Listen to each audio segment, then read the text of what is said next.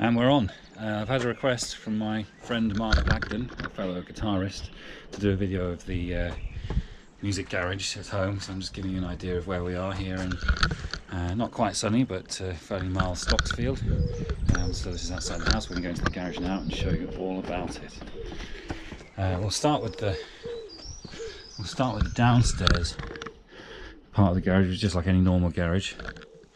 A couple of bikes. That's my Genesis Equilibrium steel frame. Love a bit of a steel framed bike, nice and comfortable. This is a really cheap but excellent bike from Decathlon, this B-Twin. I used that for virtual turbo trainer rides. I'm trying to get into Zwift at the minute, which is, well, I don't know, it's average.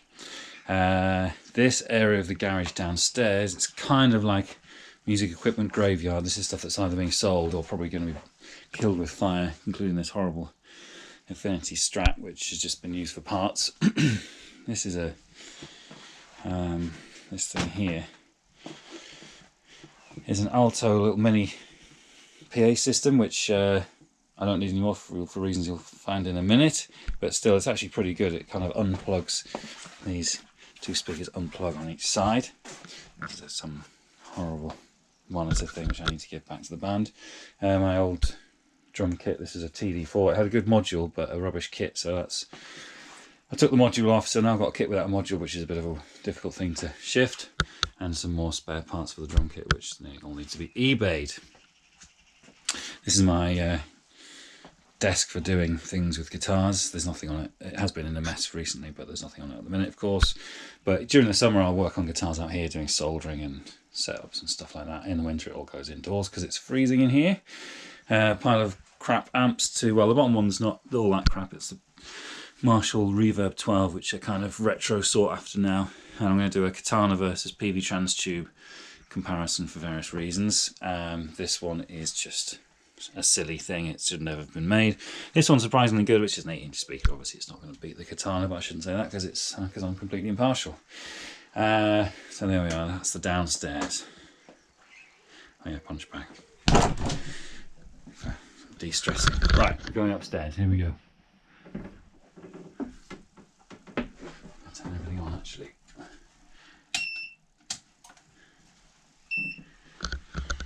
Right. So this is the sort of, well, what I call a live room, basically. In the house, I've got a studio room with a little keyboard and a few guitars and a Mac and an interface. If I want to make anything of any noise, this is where it's going to happen. Not that it's particularly soundproofed, but not that there's anyone to really complain. So I think what we'll do is go round. Which way should we go round? Start clockwise and go around this way. Right, so relaxing chair. This is where some of the pedals are kept that I'm not using. I like Boss. So there's a few Boss boxes and a few Boss pedals. Some Marshall stuff here. That's the only Wahus I've got left. Port line, that's quite good. This is a Yamaha Chorus. Tell you what I might do is just give you a quick run over of what everything is in the room, then we might just go through the pedals later. Or should we do it now? We might just do it now. That's the equivalent of a Boss Dimension. Bad Monkey, that belongs to my brother.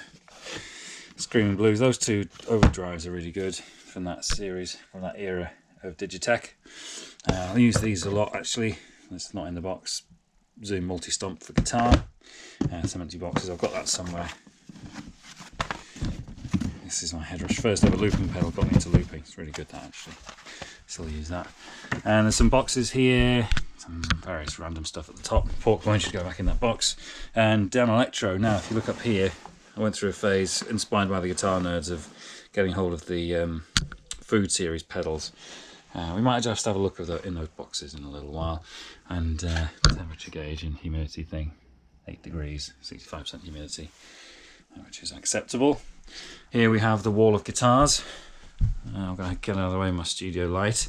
You can see this is set up for sort of doing demos and things when it's dark outside. We'll put the light, all the light is on now. Probably need another light or a brighter light or something. It wasn't as bright as I thought the other day. Right, so we've got a load of guitars here of varying quality. So you've got, I know what all these are. Acoustic, Squire, parts, couple of Partzers, Fender, Gibson, Squire. I don't know what all those are. I have to look in the boxes. There's my N2. That's my first proper electric guitar from way back. What else have we got here? That one actually, there's one of them. I did label them all at one point, and the gaffer set comes off. So there's only one left with a label. That one says Cruiser Crafter, no graph, because I've got one that's got some graffiti on it. Samick 335 Walnut. That's a really nice guitar actually. Surprisingly good. For, well, not surprisingly good. Why would I say that? Gretsch. This is a Peerless. You can see that down there. A couple of these, and these are acoustics at the end here. Small Eastman. Is it an EM10 or something like that? Gibson J35 and Eastman E20 slope shoulder. And this is my Yamaha, that's what I use for gigging because it's got a really good preamp in it. Now, we might do another video where I take those guitars out and show those. So here we are, the drum kit and the PA. The PA is actually switched off at the minute. I'll turn it on in a sec. These are Yamaha DX10s, which are awesome.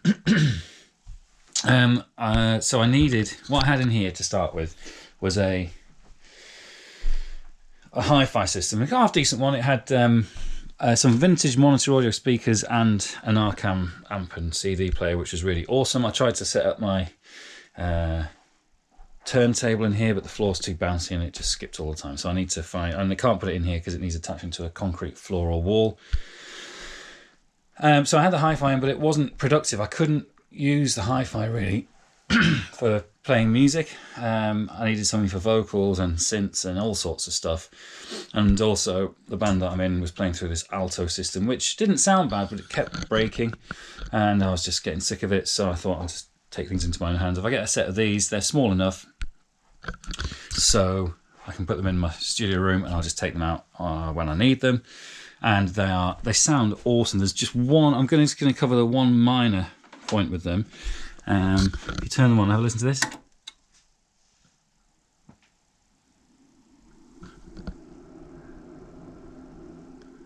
Now, that might not sound much, but the fan, in fact it's not, I'm probably over-egging the pudding, but there's a fan noise.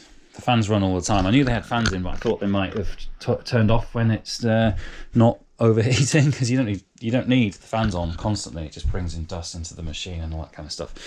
The new ones have taken away the fan, which I think is a good thing. The Mark IIs, they don't have the fan. So, as with everything, I'm already contemplating upgrading them, but that aside, they do sound awesome. Let's just have a good bit of a go. I'm going to put some Brian Prother on. This is going to be very loud. I'll stand back a little bit.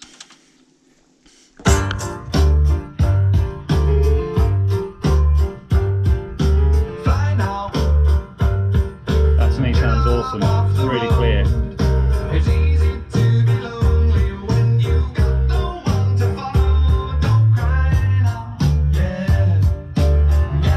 Give it a bit more volume.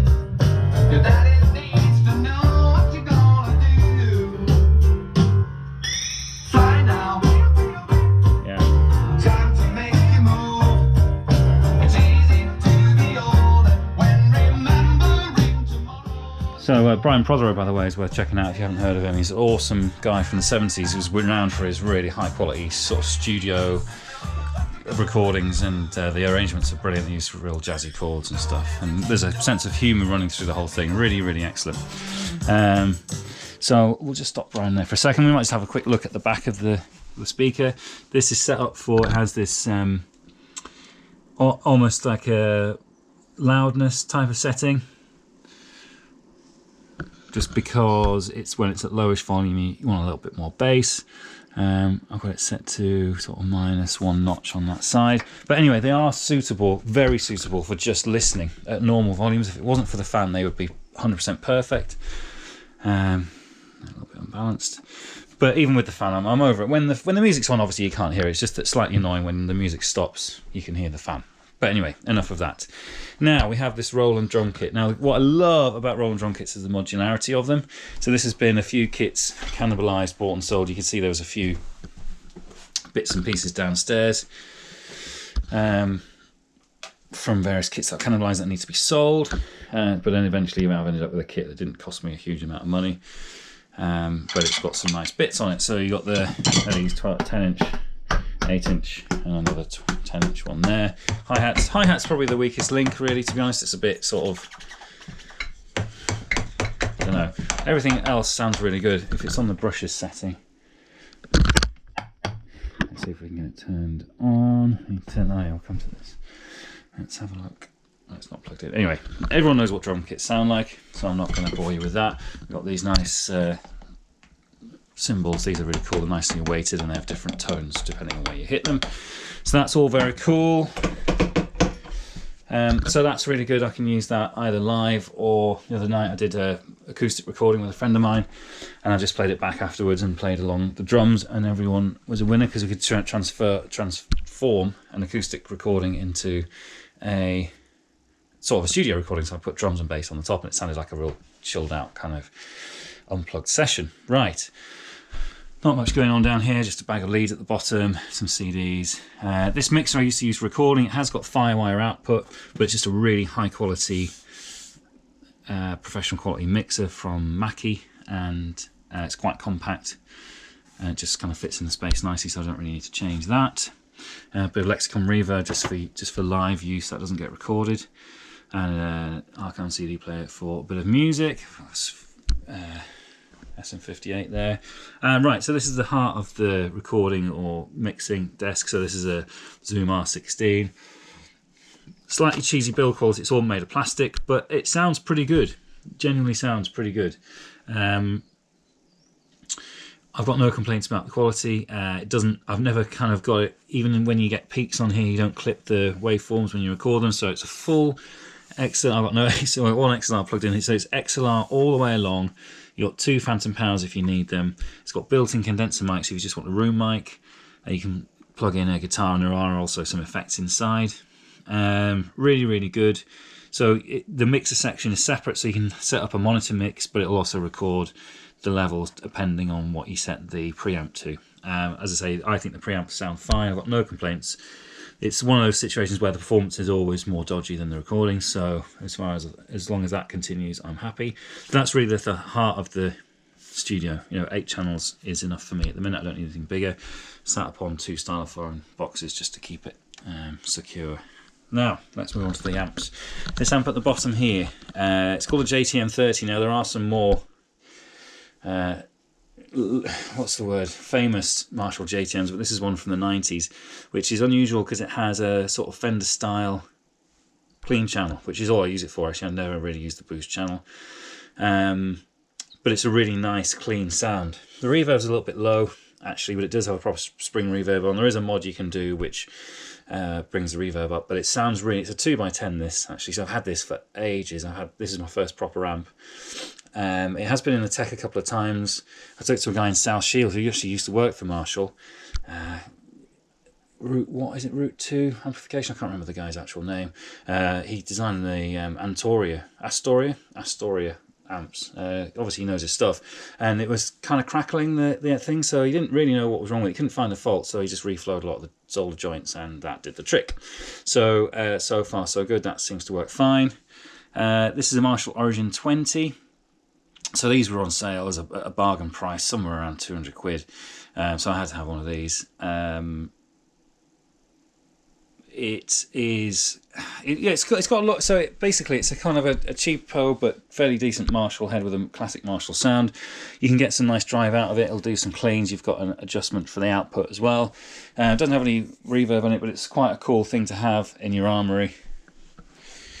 What I mainly use is this Boss head. Of course, everyone knows that Boss is the worst sounding amplifier in the world, and I do jest, but some people do actually say that. It sounds brilliant as far as I'm concerned. It works very well for me. I do tend to use it just in one configuration. I use it for on the clean channel usually with a little bit of, so you can see up here, I've got the power on 50. You never put it on 100, otherwise blow your ears off. And again, probably on half, and we've got the volume down, it doesn't really matter. So if you have the gain on half, you get just a nice bit of breakup. And it genuinely sounds like breakup. Usually use it with a Gretsch, or it doesn't matter what you use it with, Strat will be fine. And what I really like for using it live is it has a delay built in, so I can just tap that here just for a bit of slap back, and I don't need to use a pedal. And live, I find pedals really get in the way. I'm kicking them all the time. I do use a booster and a compressor, but it's one, and that's just a combined pedal, which is a, what do they call it, a Route 66. Which is really good, but I just keep kicking it around all the time. I hate the thing, really. But I can't get away with not having a booster and an overdrive. But the thing is, the amp does the reverb and the slapback particularly, which I find very useful. That goes into this cab here. I bought this off a guy, I think it was on Gumtree, for quite a decent price. I think I paid 100 quid for the cab and the speaker. Let's see if I can show the speaker in the back, which is quite a cool speaker, just because it's old. So this is an open back cab, but it's got quite a lot of bass to it. So it's sort of, I think this is out of a Marshall 4x12 from the 70s. There is a code on the thing. I think it's sort of like late 70s or very early 80s. Roller Celestian with Marshall branding. Sounds awesome. I take this to bigger gigs, although it probably is too much. I mean, there's this thing now where your soundman takes one look at your cab and goes, "Ooh, oh, have you got anything smaller?" And I'm like, well, you know, the head just plugs straight into the PA system. So really, I'm just using the amp for monitoring, and the 100 watts is sort of excessive. So that's a sort of a little minor annoyance, really, that they always go, "Oh well, you know, that's going to blow the heads off the people in the front row." I mean, that's actually true. That is actually true. What is very convenient is that the Boss plugs straight in and really sounds good. It sounds exactly the same through the PA than it does through this guitar cab, which is quite impressive. So I often, with the Boss head, just put that straight through the PA when I'm recording, and then, you know, you've almost got your full mix coming through the PA. And you can turn the power amp off on here down to standby, so you get nothing coming through the cab and it all comes through the PA, but it sounds exactly the same, so that's very helpful. And last but not least, this is a Palmer Dry. This amp is 3 amps in one in terms of the power amps. So you've got a 12AX7 input. In fact, there's two 12AX7 inputs. There's one normal channel, one bright channel. It's all in German, which I think is extremely cool. You can obviously blend the two channels in, so you can have whatever mixture you want. The Klang means tone, and these Endstufen are the output tubes, or valves I should say. As you can see, I've actually had to write on a piece of masking tape on the top what they are. This is a EL84, and I've put Vox and 18 watt Marshall sound. That's really awesome. Tweed Deluxe 6v6 on here. That's really awesome. In fact, and that's the twin 6L6 one. So if you want clean, that's the one to use. In fact, I do. So what's so cool about it? I do like the Tweed on its own. That setting is excellent, and it'll break up by about there. But also, if you want to, you can have the clean and the Tweed sort of mixed together, which is really, really lovely. So you just get a bit of crunch on top of your clean notes. Really awesome. So it's just a huge hunk of metal, this. It's really heavy. It's got massive transformers and bits of metal inside. Really, really nice. And I've got that through, not the best of cabs. It's an Ibanez cab, but I have replaced it, and there's a greenback inside it. So I like it because it's small. What I could get actually is a barefaced 10 for live. That would be quite useful.